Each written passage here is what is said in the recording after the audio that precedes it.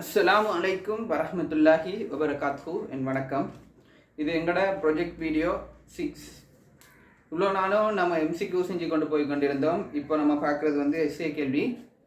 இது இந்த எஸ்ஏ வந்து 2024 ஃபிஃப்த் டேர்ம் எக்ஸாமில் வந்து ஃபர்ஸ்ட் மெக்கானிக்ஸ் எஸ்ஏ தான் நம்ம இப்போ பார்க்குறோம். கட்டாயம் பார்க்குறாக்க எல்லாரும் கட்டாயம் வீடியோ பார்த்துட்டு உங்களுக்கு விளங்கிச்சா இல்லையாண்டு எப்படி எக்ஸ்ப்ளனேஷன் இருந்ததுன்னு கட்டாயம் உங்களோட ஃபீட்பேக்கை கொமாண்டில் போட்டு போகும். புதுசாக வராக்க குரூப் லிங்க் வந்து டிஸ்கிரிப்ஷனில் கொடுத்துக்கிறோம், ஜாயின் ஆகிக்கிடுங்க. அது மட்டும் இல்லாமல் ஸ்ட்ரக்சர் கிளாஸ் நடக்குது, அதில் எப்படி ஜாயின் ஆகலான்னு நிறைய பேர் கேட்டிருந்தீங்க. 26க்கோ 27க்கு மட்டுமா செய்கிறீங்கன்னு கேட்டிருந்தீங்க. இல்லை, 26, 27 பொதுவாக தான் செய்கிறோம். 27க்கு இந்த 1ஆம் மாதம் 27ஆம் தேதி எக்ஸாம் போட FWC ஃபஸ்ட் டைம் எக்ஸாம். அதுக்குள்ள இன்ஷா அல்லாஹ் அவங்களுக்கு எல்லா ஸ்ட்ரக்சரையும் செய்கிறதுக்கு ஏற்பாடு செஞ்சுக்கிறோம். நீங்கள் தார் சப்போர்ட்டை பொறுத்து தான் செய்கிறோம். மேலதிகமாக ஏதாவது தெரியும்டா இந்த அட்மின் நம்பர் தந்திக்கிறோம், கட்டாயம் கான்டாக்ட் பண்ணி கேளுங்க. சரி, இப்போ நம்ம பார்ப்போம். இது வந்து இது சக்தி காப்பு தத்துவம், அப்புறம் இயக்க சமன்பாடுகள், அதுகளை சமன்படுத்தி வந்த ஒரு கேள்வி தான். சரி, இப்போ நம்ம கேள்வியை பார்ப்போம். விளையாட்டு வீரர் ஒருவன் உயரம் பாய்தல் விளையாட்டில் ஈடுபடும் போது கூடிய அளவு உயரத்தை அடைவதற்கு உயரம் பாய்தல் சட்டத்தை கூடிய வேகத்தில் அணுகுகிறார். கூடிய அளவு வேகத்தோட அந்த சட்டம், அந்த உதாரணத்துக்கு அந்த உயரத்தை பாயிறதுன்னு அந்த அதோட பேர் தான் அது சட்டம்னு சொல்கிறான். அந்த கம்பு மாதிரி வச்சுக்கிறான். அவரது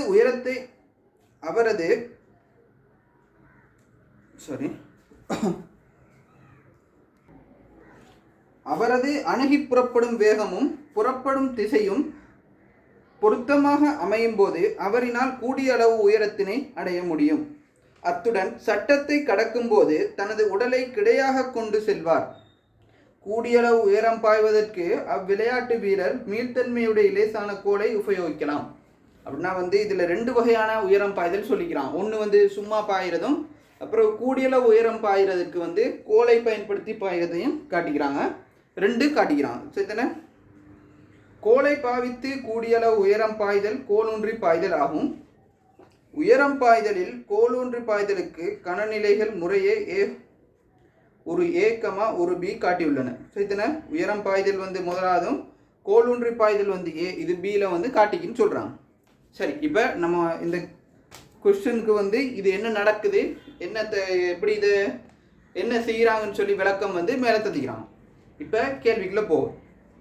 60 கிலோ திணிவுடைய உயரம் பாய்பவரின் புவியீர்ப்பு மையம் காலில் இருந்து A தூரத்திலும், அப்படின்னா இப்போ பாயிரால்ட இந்த கால் மட்டத்திலேருந்து ஒரு குறிப்பிட்ட தூரம் மேல் நோக்கி இருக்கும். சரிதானே?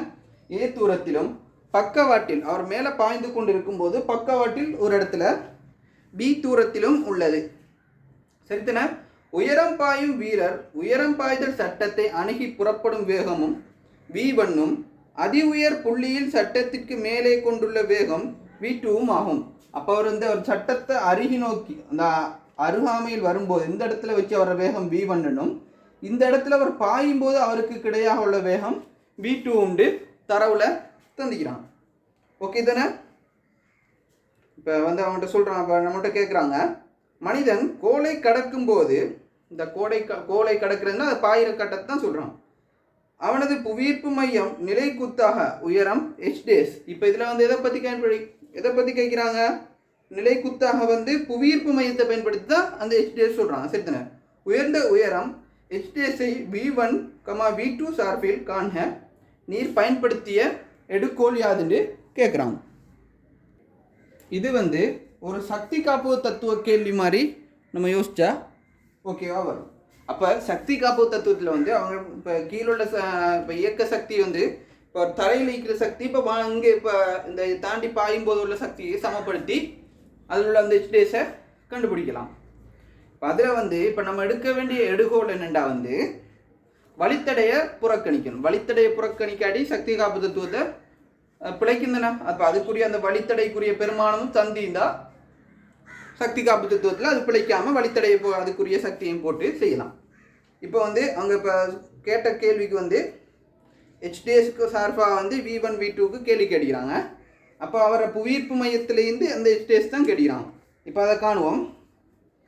ஆரம்பத்தில் வந்து அவர் ஓடி வந்து கொண்டிருக்கிறார் அப்படின்னா அந்த டைம்லேருந்து ½ v² வந்து அவர் ஒரு குறிப்பிட்ட உயரம் அவர் வந்து அந்த தாண்டி பாயும் போது உள்ள mgh அப்புறம் அந்த இடத்துல உள்ள வேகத்தையும் கூட்டுறதுக்கு வந்து சமனாகும். இப்போ நான் செய்கிறேன் பாருங்க. ஆரம்பத்தில் வந்து அவர்கிட்ட ½mv1² சமன் mgh டேஸ் தனத்துல பிளஸ் ½ mv2² தான் இப்போ ஈக்கிறது. இப்போ இதில் வந்து ஹெச்டேஸ் எழுவாய் மாற்றம் செஞ்சால் விட வந்துடும். ½ mv1²ல இப்போ இது அங்கிட்டு கொண்டு போய் கழிச்சா ½ mv2² சமன் mg h days. இப்போ வந்து இந்த 3லையும் m வெட்டலாம். ஓகே தானே? இப்போ வந்து நான் என்ன செய்யறேன்டா, இப்போ h எழுவாய் மாற்றம் செய்யறேன். மூலம் இது வந்து v1² minus v2². இதில் வந்து h days எழுவாய் மாற்றம் செஞ்சு இந்த g கொண்டு போய் பிரிக்கிறேன். ஓகே தானே? இந்த g கொண்டு போய் பிரிச்சா எப்படி வரும்? 2g வரும். யாருக்கும் விளங்கிக்கணும்னு நினைக்கிறேன். இதில் ஒரு ஸ்டெப்பை கொஞ்சம் சுருக்கி எழுதிக்கிறேன். இதை பொது எடுத்து போட்டு இதை கொண்டு வந்து பிரிச்சு விட்டா 2g இதுதான் இப்போ ஆன்சராக வரும். இப்போ தான் அவரோட புவியீர்ப்பு மையம் சார்பாக அவர் உயர்ந்த உயரம் ஹெச்டேஸுக்கான கோவை இதான். ஓகே, எல்லாருக்கும் விளங்கிக்கணும்னு நினைக்கிறேன். இதில் வந்து எடுத்த நம்மளோட இது என்னது, எடுகோள் வழித்தடையை புறக்கணிக்க.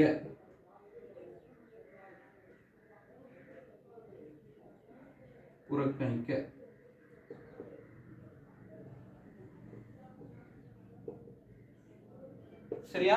இப்போ நம்ம ரெண்டாவது கேள்வியை பார்ப்போம்.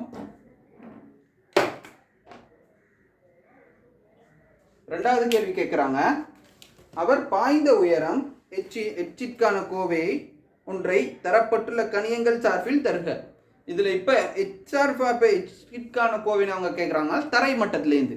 இப்போ வந்து அவர் தரை மட்டத்திலேருந்து பார்க்கண்டா, அவர் வந்து தரை மட்டத்திலேருந்து பார்க்கும்போது அவரை புவியீர்ப்பு மையம் காலிலேருந்து ஒரு குறிப்பிட்ட தூரம் மேல் நோக்கி காணப்படுச்சு. அப்போ அதை h+a என்றும், அப்போ வந்து அவர் மேல் நோக்கி பாயும் போது ஒரு குறிப்பிட்ட உயரத்தில் வந்து b காணப்படும். பின்னா அவர் பாயும் போது அந்த புவியீர்ப்பு மையம், அப்போ அதில் காணப்படுற அந்த புவியீர்ப்பு மையம் காணப்படுற தூரத்தையும் கழிச்சு விடணும். இப்போ தரை மட்டத்திலேருந்து உள்ளது அந்த வர காலிலேருந்து வரதை கூட்டியும், ஆக மேல் நோக்கிக்கு அந்த அந்த பாரில் பாயும் போது எவ்வளோ தானே பார்க்குறது, அப்போ அதை கழிச்சும் விடணும். அதுதான் h Saman h days plus a minus b. இப்போ h daysக்கான கோவை நம்மளுக்கு தெரியும் தான் இது. அப்போ அதை பிரதியிடுவோம். v1 வர்க்கம் minus v2 வர்க்கம் சரிதானே, 2g plus a minus b. Okay தானே? இதுதான் ரெண்டாவது கேள்விக்கான விடை. ஓகே, எல்லாருக்கும் விளங்கிக்குன்னு நினைக்கிறேன். இப்போ வந்து மூணாவது கேள்வி பார்ப்போம். உயரம் கூடிய நபர் ஒருவர் கூடிய உயரத்தை பாயும் தரவு கூடியவன் என மாணவன் ஒருவன் கூறுகின்றான். இதை நீர் ஏற்றுக்கொள்கின்றீரா? விளக்குக. இதில் வந்து முதலாவது எல்லாரும் விளங்கிக்கிறணும். ஏற்றுக்கொள்கிறீரான்னு கேட்டால் நீ ஆம் இல்லை குறிப்பிடும்போது, உதாரணத்துக்கு ஆம் தான் விடைன்னு வச்சா நீ ஆம் எழுதி அதுக்குரிய விளக்கம் கீழே சரியாக எழுதினா தான் மார்க்ஸ் கிடைக்கும். உதாரணத்துக்கு நீங்கள் இல்லைன்னு எழுதி போட்டு நீங்கள் அதுக்குரிய விளக்கம் கீழே சரியாக எழுதினாவும் அதுக்குரிய மார்க்ஸ் கிடைக்காது. அப்போ வந்து இப்போ இதில் பார்ப்போம். அவர் வந்து தரை மட்டத்திலேருந்து அவருக்கு உயரம் கூடிய ஒரு ஆளாக இருந்தால் அவர் தரை மட்டத்திலேருந்து உயர்ந்த அவர் புவியீர்ப்பு மையம் காணப்படுற உயரம் மேல் நோக்கி காணப்படும். அப்போ வந்து இன்னும் அவர் உயரம் கூறுறதால் அவர் பாயிரம் உயரம் கூடும். அப்படின்னா வந்து என்னது, அதை ஏற்றுக்கொள்கிறீரான்னு கேட்குறாங்க. அப்போ ஏற்றுக்கொள்கிறோம். அவர் உயரம் கூடும்போது அவர புவியீர்ப்பு மையத்தில் வந்து அந்த அதிகம் ஏற்படுறதால அவர் பாயிர உயரமும் மாறுறதால சரிதானே. அதுக்கு ஆன்சர் எழுதிக்கோங்க. மனிதன் பாயும் உயரமானது அவனது புவியீர்ப்பு மையத்திலும் தங்கியுள்ளது. சரிதானே? அது நான் போர்டில் எழுதல, உங்களுக்கு விளங்கி நினைக்கிறேன். இப்போ நம்ம இப்போ 4வது கேள்வியை பார்ப்போம். எல்லாருக்கும் 3வது கேள்வி விளங்கின்னு நினைக்கிறேன். இப்போ 4வது கேள்வி பார்ப்போம். 4வது கேள்வி என்னன்னு பார்த்தா A 80 centimetre, B 10 centimetre, B1 10 metre second -1, V2 8 metre second -1 எனின் அவர் பாய்ந்த உயரம் h காண்க. இப்போ h இப்போ இதில் பிரதியிட்டா எல்லா தரவுகளும் தந்திக்கிறாங்க, அதில் பிரதியிட்டா ஆன்சர் வரும். சரி, செய்கிறேன் பாருங்க.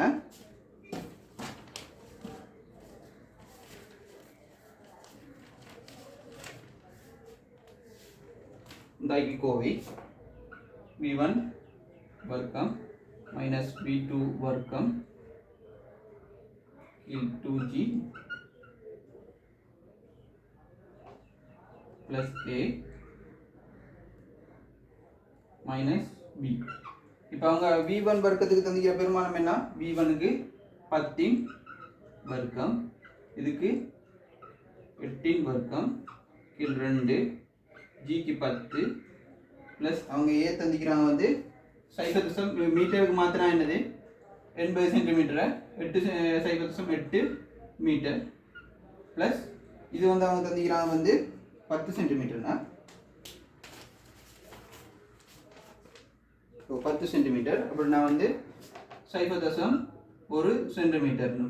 இப்போ இதை சுருக்குனா ஆன்சர் வரும். இப்போ 10 வர்க்கம் 100 மைனஸ் 64 20 சுருக்குனா 5 முறை, சாரி அது பார்ப்போம், 0.8 ப்ளஸ் 0.1. இப்போ இதை கழிச்சு விட்டா வரப்போகிற ஆன்சர், இதை கழிச்சு விட்டா வரும் 36 20 தர 20 சக இதுலேருந்து சாரி இதில் கூட்டலில் கழித்தல் போனால் 0.7. இதை சுருக்குனா உங்களுக்கு வர ஆன்சர் 1.8 சென்டிமீட்டர் வரும்.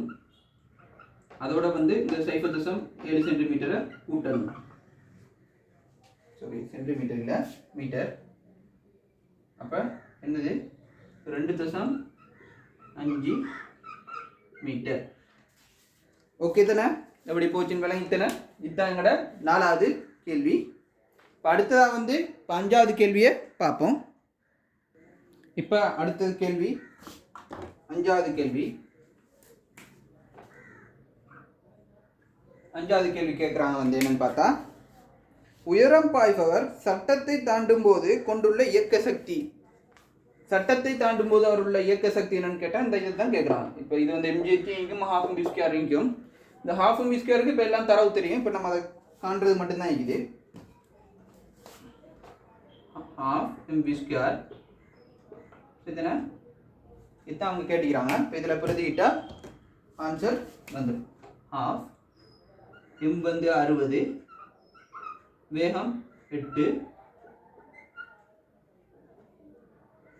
30, சரிதானே? இப்போ அதை பெருக்குனா வரும் ஆன்சர் 1920 ஜூல் வரும். இதை நீங்கள் கிலோ ஜூலுக்கு கொடுக்கலாம், 1.92 கிலோ ஜூல்னும் கொடுக்கலாம். சரியா? இதுதான் நம்மளோட 5வது கேள்வி. இதோட ஏ பார்ட் முடியுது. இப்போ அடுத்தது பி பார்ட். ஓகே தானே? இப்போ நம்ம பி பார்ட்டை பார்ப்போம். ஓகே தானே? பி பார்ட்டை பார்ப்போம்.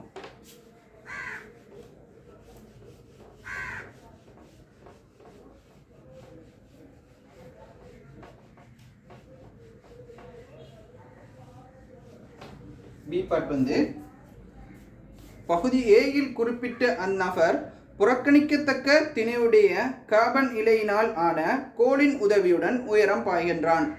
அவர் புள்ளி ஏயை அதே வேகத்தில் வந்தடைந்து பியில் மனிதனின் புவியீர்ப்பு மையம் அமையும் போது கனநிலை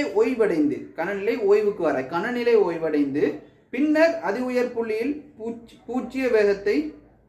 பூச்சிய வேகத்துடன் குறித்த உயரத்தை தாண்டுகிறார். இதில் என்னென்னா முதலாவது இப்போ அவங்க இந்த படத்தை இதுதான் அவங்க ஏ பாட்டில் கேட்ட கேள்வி. இப்போ இதில் பி பாட்டில் இதை வச்சு கேட்குறான். இப்போ அவர் ஏ இடத்த ஒரு குறிப்பிட்ட வேகத்தோட பி இடத்தை அடையும் போது அவர் கனநிலை ஓய்வடைகிறார்னு சொல்லிக்கிறான். ஓகே தானே? இப்போ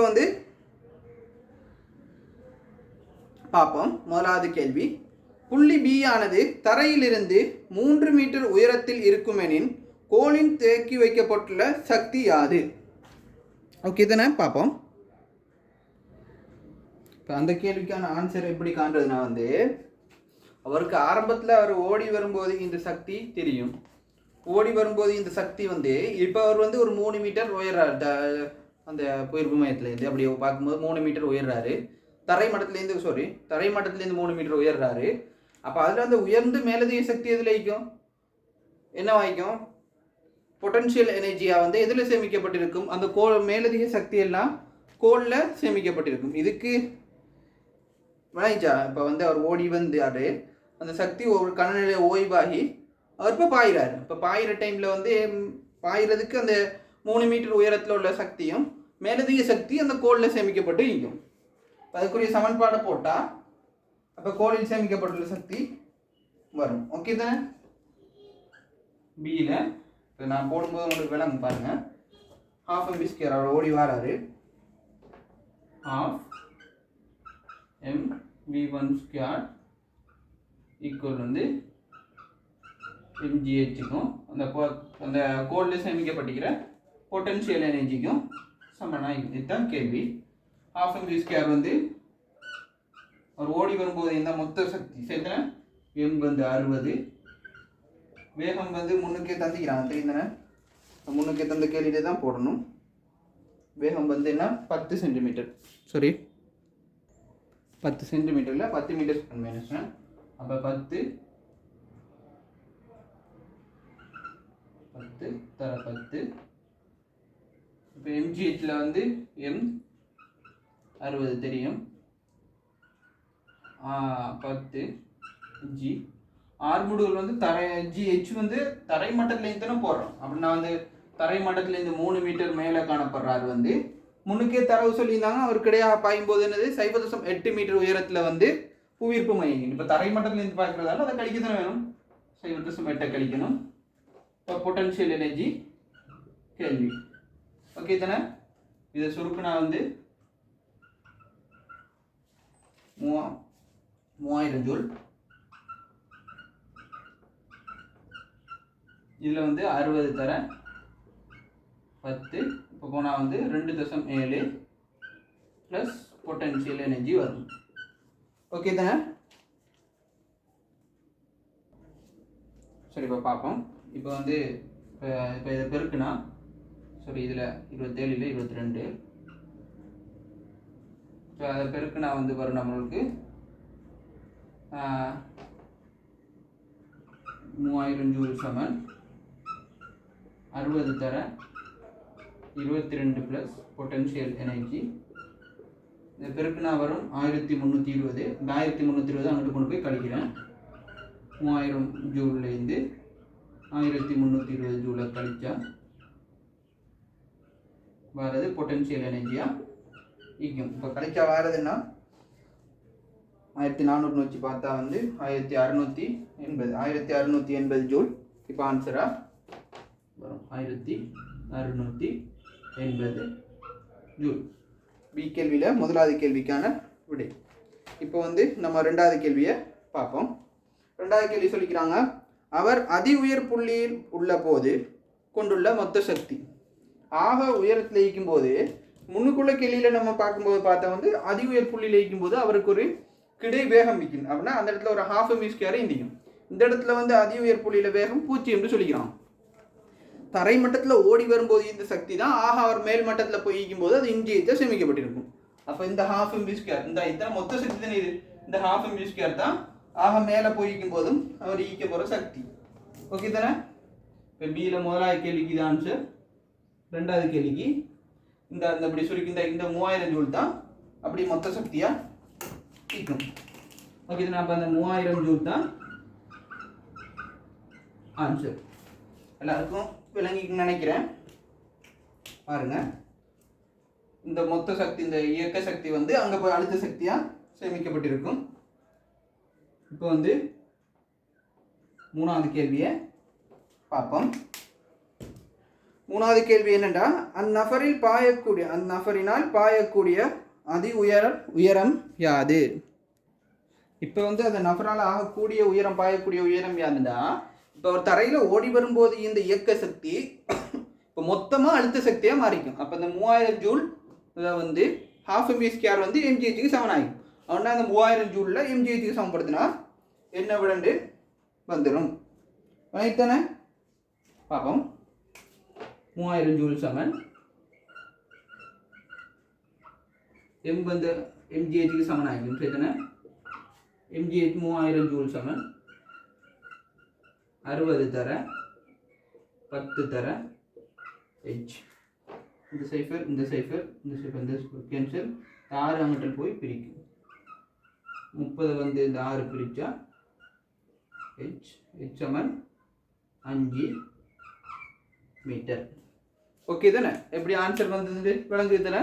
மொத்த இயக்க சக்தியை மொத்த அழுத்த சக்திக்கு சமப்படுத்தும் போது ஆன்சர் வந்திக்குது. சரி, இந்த இடத்துல வந்து இது தரை மட்டத்துலேருந்து பார்க்கும்போதுன்னு சொல்லிட்டு போனேன். இது சொல்லும்போது பிழைக்கிட்டுனா நினச்சி செஞ்சுட்டு போனேன். சரி, இதில் தரை மட்டத்துலேருந்து இல்லை, இது புவிப்பு மையத்துலேருந்து பார்க்கும்போது வர விட தான் இந்த இது 3 மெட்டை கழிக்கணும். ஓகே தானே? 3 புவிப்பு மையத்துலேருந்து தானே பார்க்குறோம். அப்போ அதே இது தான். இப்போ இதில் பாருங்கள், இப்போ கண்டிக்கிறது வந்து புவிப்பு மையம் தரோம். இப்போ தரை மட்டத்துலேருந்து கண்டோன்னா நம்ம ஏற்கனவே கண்டது தான். எப்படி இப்படி h சமன் இந்த h days plus a minus b. இப்போ இதில் போட்டால் தானே இப்போ தரை மட்டத்துலேருந்து எவ்வளோன்னு வரும். இப்போ நம்மளுக்கு தெரியும் h இது வந்து 5 மீட்டர்னு தெரியும். இது 0.8. இதில் 1 போனால் 0.7. அப்போ 0.7 கூட்டணும் 5.7 மீட்டர். இது வந்து என்ன சில குழப்பலாம். திருப்பி ஒரு சொல்கிறேன் பாருங்கள். சமன் h plus a minus b. இத்தனை நம்ம ஏற்கனவே வந்து தரை மட்டத்துலேருந்து பார்க்குறது கொள்ளைக்கு விட இப்போ தரை மட்டத்துலேருந்துடா இப்போ இது 5 மீட்டர்னா ஏற்கனவே வந்து ஏ தந்திக்கிறாங்க வந்து 0.8 மீட்டர்னு, இது வந்து 0.1 தந்திக்கிறாங்க. இப்போ வந்து 5.7 மீட்டர் தானே. அது வந்து புவியீர்ப்பு மையம் சார்பாக கண்ட சக்தி. இப்போ வந்து இப்போ தரை மட்டத்துலேருந்து வந்து இப்போ உயரப்புற உயரம் எவ்வளோன்னு தான் கேள்வி. அவர் மேக்சிமம் உயரக்கூடிய உயரம் என்னென்னா கேள்வி. இப்போ எல்லாருக்கும் விளங்கிக்குன்னு நினைக்கிறேன். இதுலேயும் உங்களுக்கு ஏதாவது விளங்காட்டி இந்த இதே எனக்கு விளங்கல சார், எல்லாருக்கும் விளங்கிக்கும். இப்போ நான் அதில் சின்ன பிள்ளை என்ன விட சரியாக எடுத்துகிட்டு போனேன், சொன்னதில் சின்ன பிள்ளைக்கு இந்த இப்போ சொன்ன எல்லாருக்கும் விளங்கிக்கும். இப்போ ஏதாச்சும் இப்போ இது இப்போ நான் செஞ்சதில் ஏதாவது குழப்பியிருந்தா இந்த நம்பரை கான்டாக்ட் பண்ணி கேளுங்க. விளங்கிக்குன்னு நினைக்கிறேன். சரி, இப்போ 4வது கேள்வியை பார்ப்போம். இப்போ 4வது கேள்வி சொல்கிறாங்க வந்து, இவ்வுயரம் பகுதி ஏயில் பெற்ற உயரத்தை விட கூடவாக அல்லது குறைவாக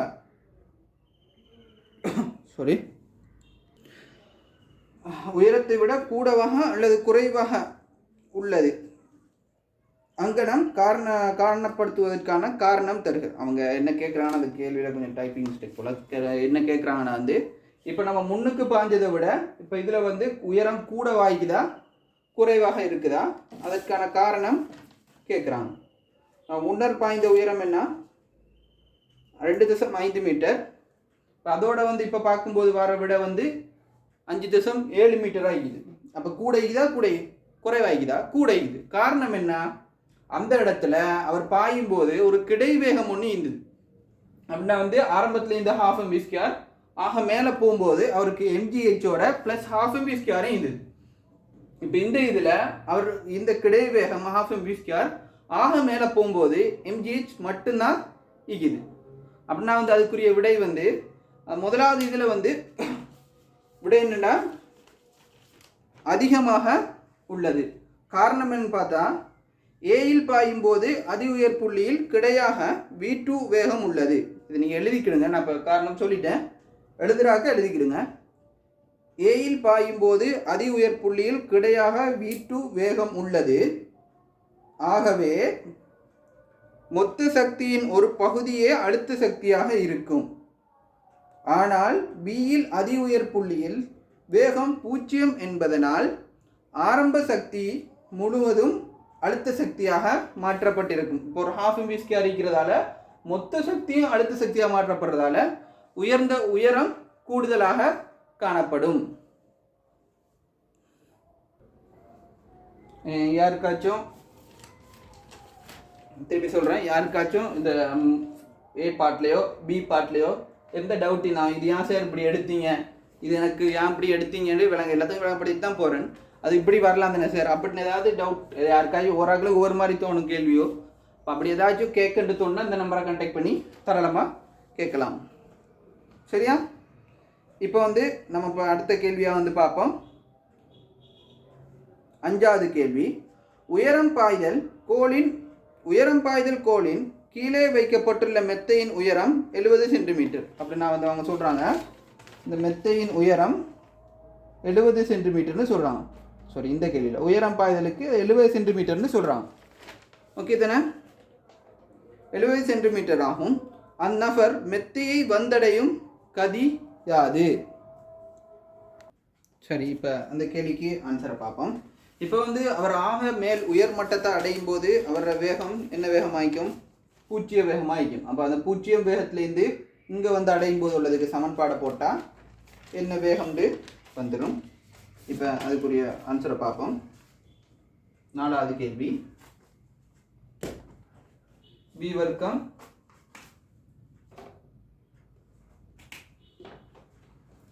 சமன்பாடு V வர்க்கம் சமன் U வர்க்கம் ப்ளஸ் 2AS. இந்த சமன்பாட்டில் பிரதியிட்டா ஆன்சர் வரும். V வர்க்கம் தான், இப்போ V தான் காணணும், V தான் கேள்வி. U வர்க்கம் 0, ஏன்னா மேல் புள்ளியில் வந்து வேகம் 0, 2 ஆர்முடுகள் 10, எஸ்ஸுக்கு வந்து 5.7 போட்டுட்டு போயிருவீங்க. அதனால் அது பிழைக்கும். என்ன விஷயம்டா வந்து அவங்க என்ன கேட்கிறாங்கன்னா பாருங்க, அவர் மெத்தை மீது விழுந்த அவர் பாய்தல் கோலின் கீழே வைக்கப்பட்டுள்ள மெத்தையின் உயரம் 70 சென்டிமீட்டர் ஆகும். அந்நபர் மெத்தையை வந்தடையும் கதி யாரு? மெத்தையை வந்தடைகிற கதி தான் கேள்வி. நான் மெத்தையிலேருந்து தரையிலேருந்து மெத்தை வந்து 0.7 சென்டிமீட்டர் 0.7 மீட்டர் உயரத்தில் இருக்குது. அப்போ இதை கழிக்கணும். மெத்தையை வந்தடைகிறது தான் கேள்வி. அப்போ V வர்க்கம் சமன் 2 தர 10 தர 5. இப்போ பெருக்குனா 20 தர 100 வர்க்க மூலம் V சமன் என்ன வேகம்? 10 மீட்டர் செகண்ட் -1. சொல்லித்தானே? இப்போ 10 மீட்டர் செகண்ட் -1. ஓகே, எல்லாருக்கும் இப்போ இது வழங்கிக்குன்னு நினைக்கிறேன். இப்போ அடுத்தது கடைசி கேள்வி, அவர் மெத்தை மீது விழுந்த பின்னர்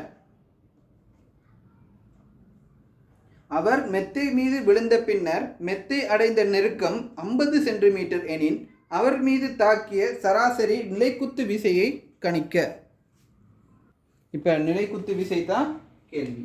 இப்போ ஆறாவது கேள்வியை பார்ப்போம். 6வது கேள்வி பார்ப்போம். இது 5வது கேள்வி. இது 6வது கேள்வி. 4வது கேள்வி வந்து நான் உங்களுக்கு வாயில சொன்னேன். 6வது கேள்வி.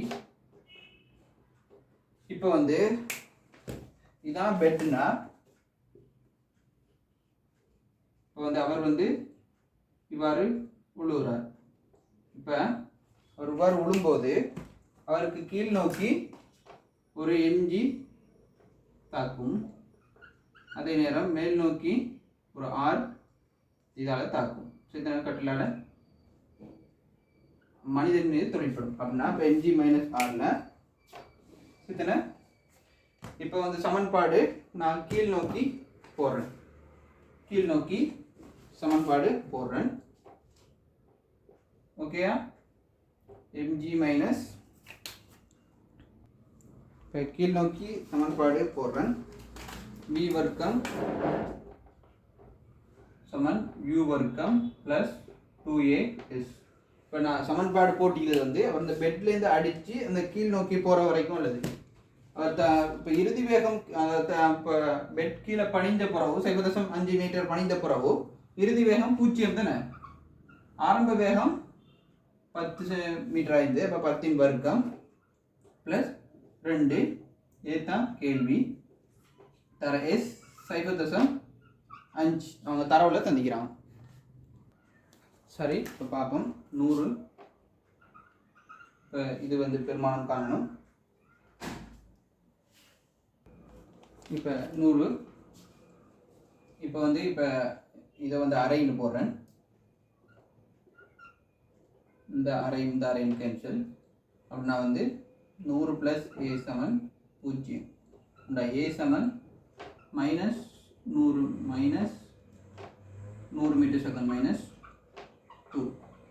அப்படின்னா அதே நேரம் மேல் நோக்கி போட்டால் மேல் நோக்கி அம்புக்குறி போட்டால் a சமன் 100 மீட்டர் செகண்ட் மைனஸ் 2. சரி தானே? இப்போ வந்து வியூவருக்கு இப்போ 6 மூடுகள் கண்டுபிடிச்சிட்டோம். இப்போ எஃப் சமன் எம்ஏல போட்டால் ஆன்சர் வந்துடும். இப்போ நம்ம கீழ் நோக்கி போடுவோம். கீழ் நோக்கி தானே இயக்கம் இருக்குது, அத்தனை கேட்கிறான். மேல் நோக்கியும் போடலாம். இப்போ கீழ் நோக்கி போடுறேன்.